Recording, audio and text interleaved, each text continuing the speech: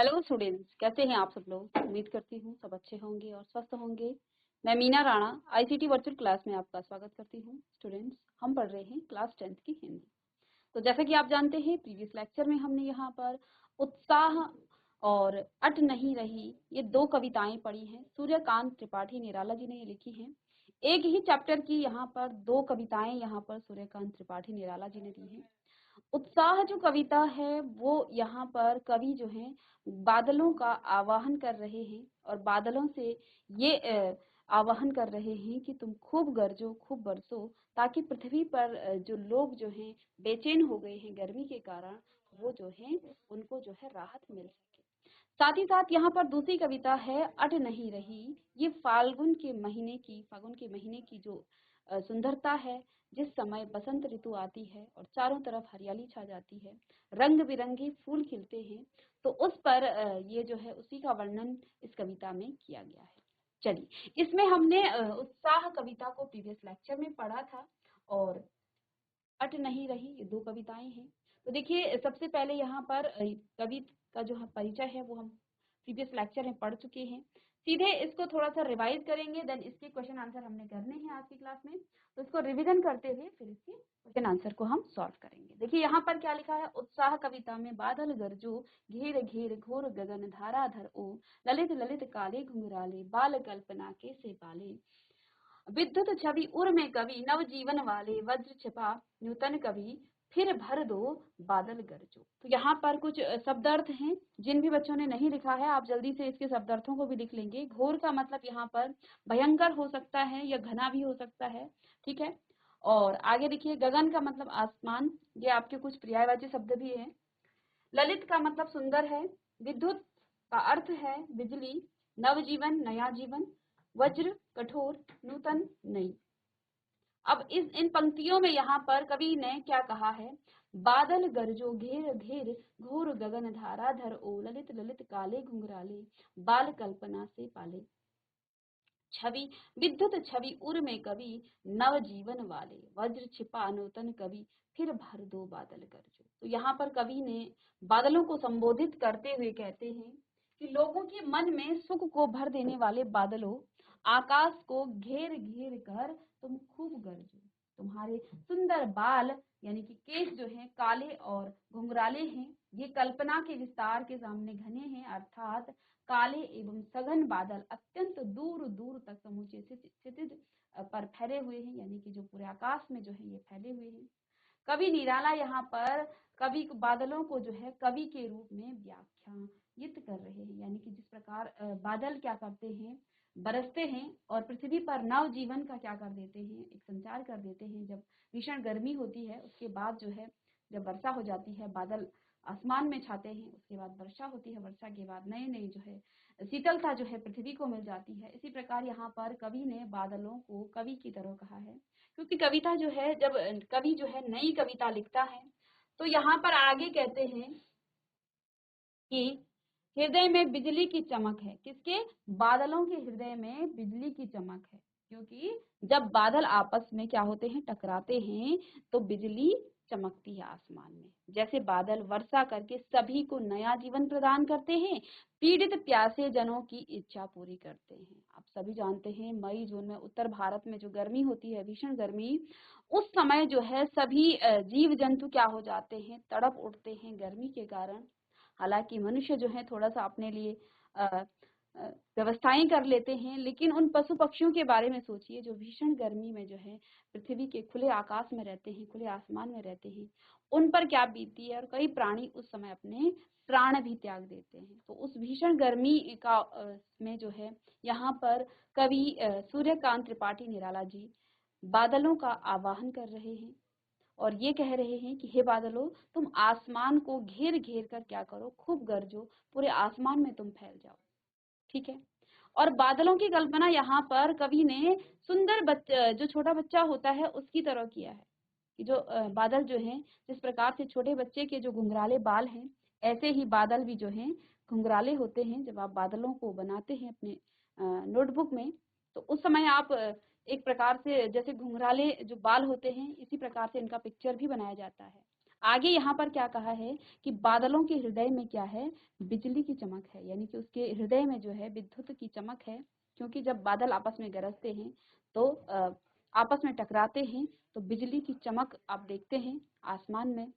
जैसे बादल वर्षा करके सभी को नया जीवन प्रदान करते हैं, पीड़ित प्यासे जन की इच्छा पूरी करते हैं, उसी प्रकार तुम कवि भी, यानी कि कवि के लिए कहा गया है, भी संसार को नया जीवन देने वाले हो। जिस प्रकार बादलों में वज्र छिपा हुआ है, उसी प्रकार तुम जो है, तुम मतलब कवि से यहाँ पर है, तुम भी अपनी नई कविताओं में अथवा भावनाओं में जो है वज्र को छिपकर जो है नवीन सृष्टि का निर्माण करो, अर्थात समूचे संसार को तुम जोश प्रदान करो। आगे कहा है कवि ने, विकल विकल उन्मन थे उन्मन, विश्व के निदाघ के सकल जन, आए अज्ञात दिशा से अनंत के घन, तप्त धरा जड़ से फिर शीतल कर दो बादल गरजो। तो यहाँ पर सीधे अगर अर्थ की हम बात करें, क्या कहा है, विकल का जो मतलब है बेचैन, विकल विकल उन्मन थे उन्मन, उन्मन का मतलब यहाँ पर उदास, यानी कि जब तक बादल नहीं बरसते हैं, जब तक बादल नहीं आते हैं, नहीं गरजते हैं, नहीं बरसते हैं, तब तक पृथ्वी जन पर जितने भी जीव जंतु और जितने भी प्राणी हैं, उन सभी में जो है एक बेचैनी छाई रहती है। विकल विकल उन्मन थे उन्मन, क्या थे, वो गर्मी से उदास थे। ठीक है, विश्व के निदाघ के सकल जन, यानी कि गर्मी से, जो निदाघ का मतलब गर्मी से जो है सारे लोग जो हैं क्या हो रखे थे, विश्व के सभी लोग जो हैं बड़े परेशान थे, बड़े उदास थे। ठीक है, अब आगे कहते हैं, आए अज्ञात दिशा से अनंत के घन, और जब आप देखते हैं गर्मी भीषण हो जाती है, उसके बाद यदि बादल छा जाए तो इतना राहत जो है हम लोगों को मिलती है। जो भी पक्षी, जो भी प्राणी हैं, सभी को जो है एक प्रकार से उनको जो है संतुष्टि होती है कि बादल आ गए हैं, बारिश होने वाली है। ठीक है ना। तो यहाँ पर क्या कहा, आए अज्ञात दिशा से, और जब बादल आते हैं तो किसी भी दिशा से आ जाते हैं, किसी भी अज्ञात दिशा से, ऐसा फिक्स नहीं होता है कि यहीं से बादल आएंगे, किसी भी दिशा से जो है बादल आ जाते हैं। अनंत के घन तप्त धरा जल से फिर, और जब ये तप्त यानी कि गर्मी, यानी कि भीषण जो गर्मी है, तप्त यानी जलती हुई धरती को जो है वो क्या कर देती है, उसको शीतल कर दो बादल कर दो। बादलों को यहाँ पर आवाहन कर रहे हैं सूर्यकांत त्रिपाठी निराला जी कि आप बादल आइए और पृथ्वी पर जो है बरसिए, ताकि इस जलती हुई धरती को शीतलता पहुंचे, इस धरती पर जितने भी प्राणी हैं उन सभी को जो है शीतलता पहुंचे। आइए इसका अर्थ देखते हैं, भावार्थ देखते हैं। तो यहाँ पर कवि कहता है कि चारों ओर वातावरण में बेचैनी व्याप्त है, लोगों के मन भी जो है दुखी थे, इसलिए वह बादलों को कहता है, लोगों के मन को जो है सुख से भर देने वाले बादल, आकाश को घेर घेर कर तुम क्या करो, तुम आकाश को घेर घेर कर गरजो। आगे कहते हैं, संसार के सभी प्राणी भयंकर गर्मी के कारण बेचैन और उदास हो रहे हैं। आकाश की जो अज्ञात यानी कि अज्ञान दिशा से आए हुए घन बादलों, यानी कि घने बादलों, तुम बरसकर गर्मी से तपती धरती को फिर से ठंडा करके लोगों को सुखी करो। ठीक है, अब इसके कुछ शब्दार्थ भी हैं, जैसे विकल का मतलब यहाँ बेचैन है, उन्मन का मतलब उदास से है, निदाघ का मतलब गर्मी है, सकल सारे, अज्ञात अनजान, अनंत आकाश, तप्त का मतलब जलती हुई, और धरा का मतलब पृथ्वी से है। तो यहाँ पर बहुत सारे आपके पर्यायवाची शब्द भी आ रहे हैं, तो इनको भी आप जल्दी से इसको भी। अब इसके बाद हमने दूसरी कविता यहाँ पर इन्हीं की, सूर्यकांत त्रिपाठी निराला जी ने एक ही कविता में यहाँ पर उत्साह और अट नहीं रही है, दो कविताएं लिखी हैं अलग अलग। तो देखिए यहाँ पर क्या कहा गया है, अट नहीं रही आभा फागुन की तन, सट नहीं रही कहीं सांस लेते हो, घर घर भर देते हो, उड़ने को नभ में तुम पर कर देते हो, आंख हटाता हूँ तो हट नहीं रही, पत्तों से लदी डाल कहीं हरी कहीं ताल, कहीं पड़ी है उर में मंद गंध पुष्पमाल, पाट पाट शोभाश्री पट नहीं रही है। तो जैसा कि शुरू में ही इसका प्रसंग हमने बताया था कि प्रस्तुत जो कविता है या काव्यांश हमारी जो पाठ्य पुस्तिका है, उसके यहाँ पर जो कवि हैं वो सूर्यकांत त्रिपाठी निराला जी हैं, और इन पंक्तियों में या इस काव्यांश में कवि सूर्यकांत त्रिपाठी निराला जी फागुन के महीने की जो सुंदरता है उसका वर्णन यहाँ पर कर रहे हैं। तो क्या कह रहे हैं, पहले इनका कुछ शब्दार्थ देखेंगे। अट का मतलब होता है सामना, आभा सौंदर्य, इसके बाद पर हो जाएगा आपका पंख, जल्दी से इसको लिख लेंगे, मंद मंद यानी कि हल्की हल्की खुशबू, मंद मंद जो गंध होती है, मंद गंध का मतलब हल्की हल्की खुशबू। उर का मतलब हृदय से है, पर्यायवाची शब्द ही यहाँ पर प्रयोग की जा रहे हैं। पुष्प माल यानी कि फूलों की माल, पाट पाट यानी कि जगह जगह, और शोभा श्री का मतलब सौंदर्य से है। ठीक है, तो उसका जैसा कि हमने प्रसंग देख लिया है, क्या इसका प्रसंग है, भावार्थ यहाँ पर क्या है, क्या यहाँ पर कवि सूर्यकांत त्रिपाठी निराला जी कहते हैं प्रस्तुत कविता में फागुन के अद्वितीय सौंदर्य का वर्णन किया गया है। किसका? फागुन के अद्वितीय सौंदर्य का यहाँ पर वर्णन किया गया है। ठीक है, क्या कहते हैं कवि? कवि कहता है कि चारों ओर फागुन की शोभा समा रही है, समा नहीं पा रही है, यानी कि इतनी सुंदरता उस फागुन के महीने में है कि चारों तरफ वो समा नहीं रही है। फागुन की शोभा तन में समा नहीं पा रही है। इस समय चारों ओर फूल खिलते हैं। सभी जानते हैं बसंत ऋतु फागुन के महीने में तो बसंत ऋतु होती है और चारों तरफ जो है नए नए फूल खिलते हैं। तुम सांस लेते हो, उस सांस से तुम संपूर्ण प्रकृति को खुशबू से भर देते हो। तुम सुगंध वातावरण में फैलकर, तुम्हारी वह सुगंध जो है वातावरण में फैलकर हर घर को खुशबू से भर देती है। चारों तरफ क्योंकि फूल खिले होते हैं और भौरे जो है वो क्या करते हैं, उन फूलों पर आप गुनगुनाते रहते हैं। ठीक है ना, चाहे वो किसी फल का पेड़ है, ठीक है, तो उसमें भी बहुत सारे फूल लगे होते हैं। तो इस ऐसी शोभा है किसके? फागुन के महीने की। यह सब देखकर मन प्रसन्न हो उठता है, क्योंकि इतना सुंदर जो है वातावरण उस समय का होता है फागुन के महीने का, तो मन जो है बड़ा सुंदर हो जाता है, बड़ा प्रसन्न हो जाता है और आकाश में उड़ना चाहता है। इस वातावरण में पक्षी भी पंख फैलाकर आकाश में उड़ना चाहते हैं और फागुन का वह दृश्य इतना सुहावना है कि यदि इन सब से आंख हटाना भी चाहूं तो हटा नहीं पाता हूं। कवि ने क्या कहा कि चारों तरफ इस प्रकार का वातावरण बना हुआ है, इतना सुंदर वातावरण बना हुआ है कि आंख यदि मैं हटाना भी चाहूं तो नहीं हटा सकता हूं, है ना, नहीं हटा पा रहा। इस समय जो है डालियां कहीं लाल तो कहीं हरे पत्तों से लदी हुई है। क्या कहते हैं कवि?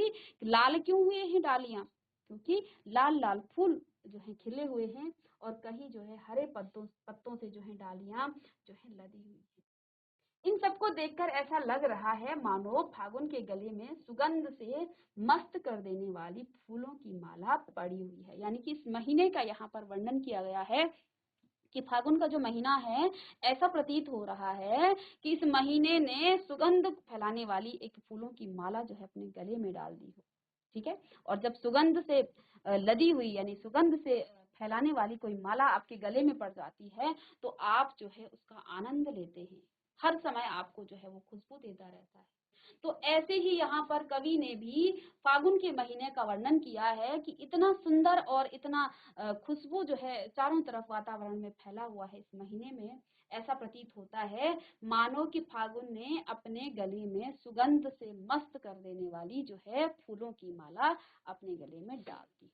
इस प्रकार जगह जगह जो है फागुन का सौंदर्य बिखरा हुआ है और वह सौंदर्य समा नहीं रही है। यानी कि इतनी सुंदरता जो है इस फागुन के महीने की, यहाँ पर कवि ने इसका वर्णन करते हुए कहा है कि इतना सुंदर जो है वातावरण हो जाता है फागुन का महीना कि सभी जगह जो है क्या हो जाता है, खुशबू ही खुशबू हो जाता है, हर घर में खुशबू हो जाती है। ठीक है ना, तो ये था इसका। अब यहाँ पर हमने प्रीवियस लेक्चर में हम इसको कर चुके थे, एक बार हमने इसको रिवाइज कर दिया है। अब इसके कुछ प्रश्न उत्तर हैं, इन प्रश्न उत्तरों के बारे में यहाँ पर अब देखिए प्रश्न उत्तर भी हैं और साथ में ये भी आपको दिया है कि कब कब ये प्रश्न आए हुए हैं। तो देखिए उत्साह कविता से यहाँ पर एक प्रश्न है पहला, कवि बादल से फुहार रिमझिम या बरसने के स्थान पर गरजने के लिए कहता है, क्यों? ऐसा क्यों कहा कवि ने? कवि ने ऐसा क्यों नहीं कहा कि बादल तुम बरसो, उन्होंने क्या कहा है कि बादल तुम गरजो, है ना। ऐसा नहीं कहा है कि बादलों तुम जो है बहुत सारी बारिश कर दो, रिमझिम कर दो, बरसने के स्थान पर गरजने के लिए कहता है, ऐसा क्यों कवि ने कहा है? ठीक है, अब देखिए सीबीएसई 2012 में, 11 में और 10 में ये प्रश्न आपको पूछा गया था। ठीक है, तो इम्पोर्टेंट है, तो प्रश्न लिखेंगे। कवि ने यहाँ पर उत्तर क्या है? कवि ने काव्य में बादलों को क्रांति के सूचक के रूप में प्रस्तुत किया है। समाज में कभी कभी क्रांति बादलों की फुहार या रिमझिम बरसने अर्थात कोमल या मृद भावों से नहीं आती है, अपितु उसके लिए गरजने अर्थात विध्वंस की जो है आवश्यकता होती है। इसलिए कवि नव सृष्टि के निर्माण के लिए बादलों से गरजने के लिए कहता है। यानी कि कवि कहीं ना कहीं हमें जागरूक करना चाहता है कि जिस प्रकार से बादल जब बरसते हैं लेकिन उससे पहले वो गरजते हैं, ठीक है, और जब गरजते हुए बादल जो है बिजली कड़कती है, हमें कई बार डर भी लगता है, ठीक है ना। तो यहाँ पर क्रांति के सूचक के रूप में यहाँ पर कवि ने बादलों को बताया है कि अगर कहीं गलत हो रहा है तो आपको कहीं ना कहीं वहां जाकर उसके साथ क्रांति भी करनी पड़े, आपको बोलना पड़ेगा, है ना, तभी जाके उसका आप सामना कर, तभी हमारे समाज में जो है क्या होगी, समाज जो है हमारा अच्छा बन पाएगा। हम गलत के प्रति जो है क्या करें, आवाज उठाएं। तो यहाँ पर बादलों को जो है कवि ने क्या कहा है, ये क्रांति के सूचक है। समाज के कभी जो है कभी भी क्रांति बादलों की क्या कहा है, समाज में कभी भी क्रांति बादलों की फुहार या रिमझिम बरसने या कोमल या मृदु भावों से नहीं आती है। क्या कहा है कि जो समाज है उसमें आप समाज के साथ अर्थात यहाँ को समाज में जो बुराइयां हैं उसके लिए आपको कहीं ना कहीं गरजने की आवश्यकता है, तभी जाके उसमें शांति आ सकती है, उसमें अच्छाई, उसका जो है एक नया जीवन उसमें उत्पन्न हो सकता है। आप इससे पहले हमारे इतिहास में देखिए कई रूढ़िवादिता रही है ना, जैसे कि आपकी बहु विवाह प्रथा रही है ना, तो आपके जैसे कई जो है हमारे समाज की जो है बुराइयां रही, लेकिन उन बुराइयों को दूर करने के लिए किसी न किसी ने आवाज उठाई, और जब वो आवाज उठी और वो उस आवाज में जो है लोगों ने साथ दिया, लोगों की आंखें खुली, तब जाके पता चला कि वास्तव में ये क्या है, एक हमारी रूढ़िवादिता है, ठीक है ना। ठीक, तो यहाँ पर कवि ने क्या कहा है कि वो जो है कवि किसको, बादलों को फुहार या रिमझिम या बरसने के स्थान पर गरजने के लिए इसलिए कहता है क्योंकि समाज में कभी भी क्रांति बादलों की फुहार या रिमझिम बरसने या कोमलता या मृदु भावों से नहीं आती है। यानी कि अगर समाज में कोई बुराई है उसके लिए कहीं ना कहीं आपको गरजना होगा, ठीक है, और जब आप गरजेंगे तब जाके उसको जो है उसका जो है वो जो बुराई है वो दूर हो पाएगी, ठीक है। इसलिए यहाँ पर कवि ने जो है बादलों को क्या कहा है, गरजने के लिए कहा। तो इसलिए क्या कहते हैं, कवि नव सृष्टि के निर्माण के लिए बादलों से गरजने के लिए कहता है कि नव सृष्टि का जो निर्माण है वो कब होगा, वो बादलों के गरजने के बाद होगा, ठीक है।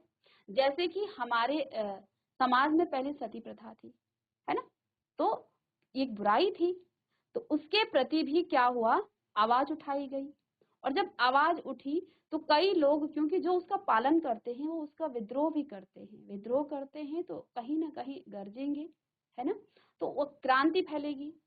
लेकिन वो क्रांति जो है धीरे धीरे धीरे लोगों को समझ में आ जाती है ये गलत प्रथा है, ये रूढ़िवादिता है, इसको हमें फॉलो नहीं करना चाहिए, आगे अपने समाज के लिए हमें कुछ अच्छा सोचना चाहिए, ठीक है ना। तो कई ऐसी हमारी रूढ़िवादिता रही, कई ऐसी प्रथा रही जो अब हमारे समाज में नहीं है।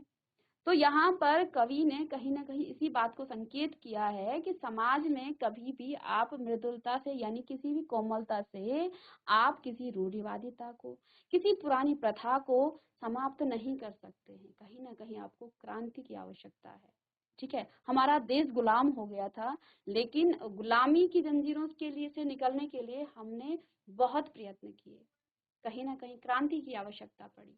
तो इसलिए यहाँ पर बहुत बड़ा जो है कवि का इसमें भाव है कि जिस प्रकार से वो कवि बादलों को कह रहे हैं कि तुम गरजो, ठीक है, ताकि नव सृष्टि का नव जो है जीवन का निर्माण हो, लोगों में जो है फिर क्या आ जाती है, शांति, धीरे धीरे, जैसे कि बादल पहले गरजते हैं फिर बरसते हैं और लोगों का जीवन जो है फिर शीतल होता है। आगे देखिए कविता का शीर्षक जो है उत्साह क्यों रखा गया है, क्यों रखा होगा, और ये प्रश्न जो है फिर से आपका 2000 सीबीएसई में 2011 और 10 में आया हुआ था इस प्रश्न को इस प्रकार से कि पूछा गया था, यानी कि प्रश्न का थोड़ा सा बदल करके इस प्रकार से पूछा गया था, निराला द्वारा रचित उत्साह के शीर्षक की सार्थकता स्पष्ट कीजिए।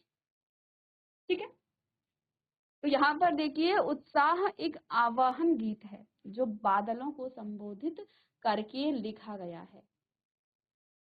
बादलों का यहाँ पर आवाहन किया गया है कि हे बादलों आप गरजो। ठीक है, कविता का शीर्षक उत्साह इसलिए रखा गया होगा क्योंकि बादल जो है वर्षा करके पीड़ित प्यासे जनों का क्या करती हैं कि आकांक्षाओं को पूरा करके उनके जीवन में आशा, उत्साह और नई चेतना का संचार करते हैं।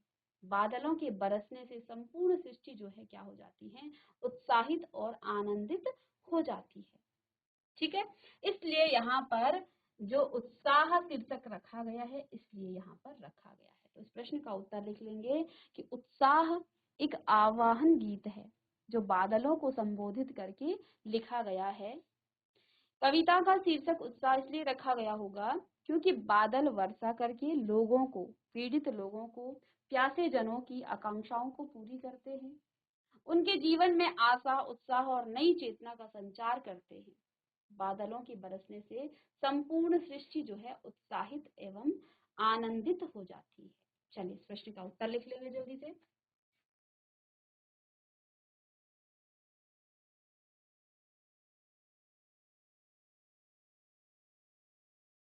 चलिए आगे है प्रश्न नंबर 3।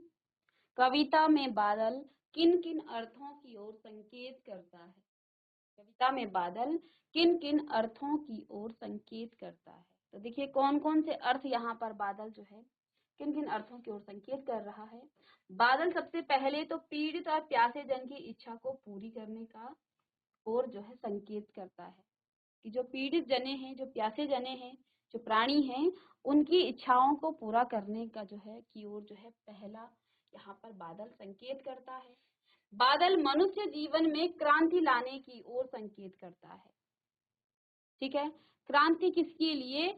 जो रूढ़िवादिता है, जो समाज में गलत जो है संदेश भेजते हैं, उन संदेशों के प्रति जो है हमें क्रांति लानी है। ऐसा नहीं है कि अच्छाई के लिए नहीं, बुराई के प्रति जो है हमें क्रांति लानी है, तो उसकी ओर जो है संकेत करता है।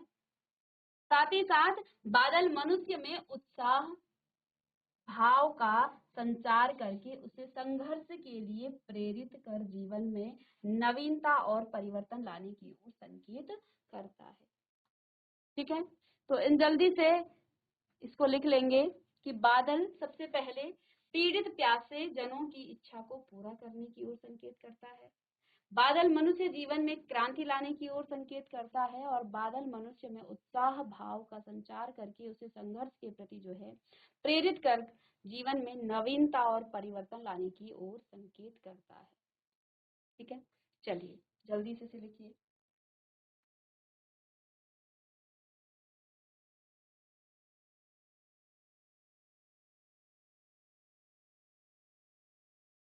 ये था अभी आपने उत्साह कविता के कुछ प्रश्न उत्तरों को किया। आगे देखिए, शब्दों का ऐसा प्रयोग जिससे कविता के किसी खास भाव या दृश्य में जो है ध्वन्यात्मक प्रभाव पैदा हो, नाद सौंदर्य कहलाता है। उत्साह कविता में ऐसे कौन से शब्द हैं जिनमें नाद सौंदर्य मौजूद है? छांट कर आपको लिखना है यहाँ। ठीक है, तो देखिए इसका उत्तर देखिए यहाँ पर, उत्साह कविता में नाद सौंदर्य उत्पन्न करने वाले शब्दों में यहाँ पर देखेंगे आप, शब्द उत्पन्न करने वाले घेर घेर घोर गगन, बाल कल्पना के से प्यार पाले, विकल विकल उन्मन थे उन्मन, शीतल कर दो बादल गरजो और ललित ललित काले घुंघराले। इन सभी में जो है नाद सौंदर्य जो है उत्पन्न हो रहा है, इसलिए ये कविता जो है आपकी उत्साह कविता की वे पद हैं जिनमें नाद सौंदर्य उत्पन्न करने वाले शब्द हैं। ठीक है, चलिए जल्दी से इसे लिखिए।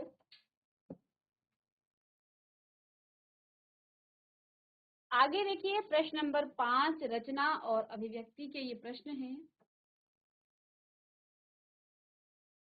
जैसे बादल उमड़ घुमड़ कर बारिश करते हैं, वैसे ही कवि के अंतर मन में भी भावों के बादल उमड़ घुमड़ कर कविता के रूप में अभिव्यक्त होते हैं। ऐसे ही कभी किसी प्राकृतिक सौंदर्य को देखकर आपने अपने उमड़ते भावों को कविता में उतारिए। अब ये प्रश्न आपको खुद से करना है। यहाँ पर हालांकि हमने इसका आंसर दिया है, बट आप अपने मन से, क्योंकि हो सकता है आपके अंदर भी एक कवि छुपा हो, ठीक है, तो आप अपने मन से और इसी प्रकार के जो है कविता आप बना सकते हैं। तो विद्यार्थी इसका उत्तर स्वयं लिखेंगे। विद्यार्थियों की मदद के लिए यहाँ पर नागार्जुन की एक कविता दी जा रही है, इसकी मदद लेकर के आप खुद से कर सकते हैं, क्योंकि हर बच्चे के अंदर कुछ न कुछ हुनर होता है। हो सकता है आप में से ही कोई एक जो है एक महान कवि बन जाए, उसकी कविताएं जो हैं आगे जो हैं किताबों में लिखी जाएं, और आगे जो हमारे भविष्य के जो बच्चे हैं उन कविताओं को पढ़ें, ठीक है। तो यहाँ से देखिए, यहाँ पर धिन धिन धा धमक धमक मेघ बजे, दामिनी यह गई दमक, तब बजे मेघ बजे धरती का हृदय घुला, मेघ बजे पंख बना हरी चंदन, मेघ बजे हल्का है अभिनंदन, मेघ बजे घिन घिन सा धमक धमक। तो देखिए ये कविता आपको खुद से इस प्रकार से जो है इसकी मदद लेकर के आप इस प्रकार से कविताओं को बना सकते हैं, ठीक है। तो देखिए बादलों पर अनेक कविताएं हैं, कुछ कविताओं का संकलन जो है करें और उनका जो है चित्रांकन भी आप करेंगे, तो आप इस प्रश्न को भी आप स्वयं कर सकते हैं। अब ये देखिए, ये थे अभी तक आपके उत्साह के कविता के जो है प्रश्न उत्तर। अब यहाँ पर क्योंकि दो हमने कविताएं पढ़ी हैं, एक उत्साह जो कि बादलों का आवाहन करने के लिए लिखी गई है, दूसरी कविता है अट नहीं रही है, फाल्गुन के महीने की सौंदर्य का वर्णन किया गया है कि कितना सौंदर्य इस महीने में है। तो इसी से फिर बेस्ड आपके कुछ प्रश्न उत्तर हैं। देखिए छायावाद की एक खास विशेषता है अंतर मन के भावों का बाहर की दुनिया से सामंजस्य बिठाना। कविता की किन पंक्तियों को पढ़कर यह धारणा आपको पुष्ट होती है, लिखिए। तो देखिए कविता में जो है यह धारणा पुष्ट होती है कहाँ कहाँ। कहीं सांस लेते हो उड़ने को नभ में तुम, आंख हटाता हूँ तो घर घर भर देते हो, पर कर देते हो हट नहीं रही है। तो इन पंक्तियों में जो है किसका, बाहर के अंतर मन के भावों का जो है बाहर की दुनिया से सामंजस्य बिठाना। तो यहाँ पर इन पंक्तियों में क्या है, ये भाव आपको दिख रहा है। क्या भाव, जो हमारे मन के भाव हैं उनको बाहर की दुनिया के साथ सामंजस्य बिठाना, ठीक है। चलिए अब प्रश्न नंबर 2 देखिए, इंपॉर्टेंट है। कवि की आंख फागुन की सुंदरता से क्यों नहीं हट रही है। और देखिए ये प्रश्न आपका सीबीएसई बोर्ड 2010, 11 और 12 में आया था। साथ ही साथ इसी प्रश्न को थोड़ा सा इसकी भाषा चेंज करके इसको 2015 में पूछा गया, अर्थात प्रश्न इंपॉर्टेंट है। क्या प्रश्न है कि कवि की आंख फागुन की सुंदरता से क्यों नहीं हट रही है, या फागुन की आभा कैसी है और अट नहीं रही है कविता में, उसकी स्थिति कैसी वर्णित है हुई है, स्पष्ट आपको करना है, ठीक है। चलिए प्रश्न लिखेंगे और उत्तर हम साथ में।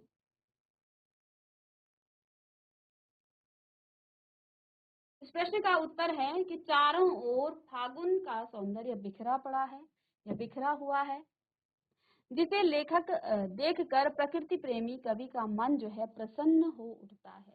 जो प्रकृति के प्रति प्रेम भाव रखता है वही सौंदर्य का को महसूस कर सकता है, इसका वर्णन वही कर सकता है। अब जिसको प्रकृति से कोई मतलब नहीं है, ठीक है, तो वो इस सौंदर्य का वर्णन नहीं कर सकता है, इसका वो अनुभव भी नहीं कर सकता है, ठीक है।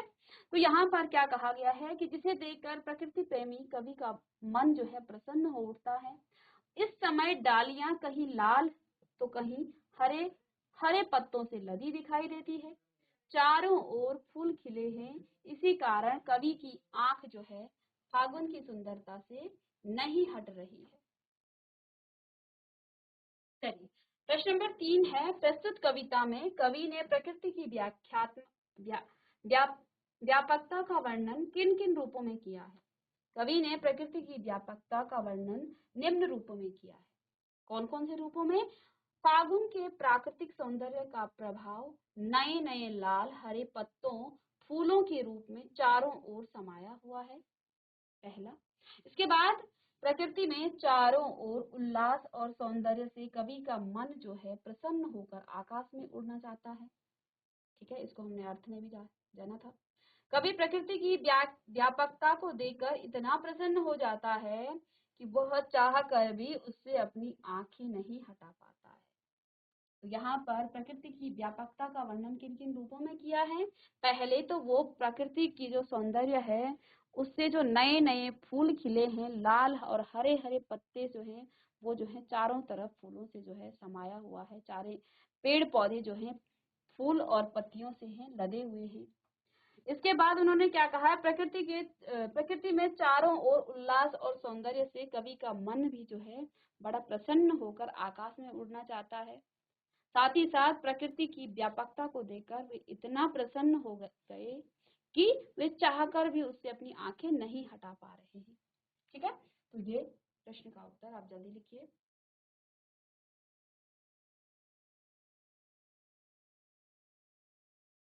चलिए, नेक्स्ट प्रश्न है,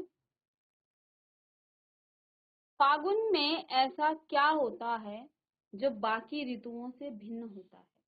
क्योंकि यहाँ पर फागुन के महीने की ही वर्णन क्यों कवि ने किया है, ये प्रश्न पूछा गया है। और ये प्रश्न आपका 2010, 11 और 12 में पूछा गया था सीबीएसई बोर्ड में। तो फागुन में मौसम बहुत सुहावना हो जाता है, सभी जानते हैं, और इस समय न अधिक सर्दी होती है और न ही अधिक गर्मी होती है। प्रकृति जो है इस समय धरती को हरा भरा कर देती है फागुन के महीने में। ठीक है ना? चारों ओर फूल खिल उठते हैं जो सभी दिशाओं को सुगंध से भर देते हैं। प्रकृति की सुंदरता को देखकर मनुष्य पशु पक्षी आदि सभी का मन प्रसन्न हो जाता है। ठीक है ना? सभी का मन प्रसन्न हो जाता है। सभी जानते हैं फागुन के महीने की सुंदरता, क्योंकि उस समय जो है नए नए फूल खिलते हैं, चारों तरफ सुगंध जो है से जो है वातावरण भर जाता है।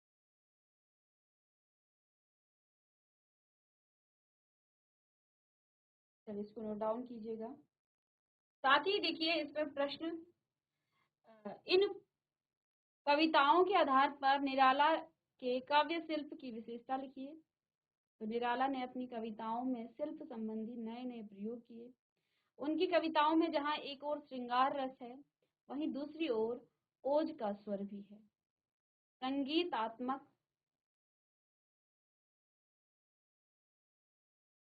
संगीतात्मकता उनके काव्य की प्रमुख विशेषता है। उन्होंने तत्सम शब्दावली युक्त खड़ी बोली का प्रयोग किया है और अनुप्रास, उपमा और मानवीकरण अलंकारों के प्रयोग से कविताओं का सौंदर्य उन्होंने बढ़ा दिया है।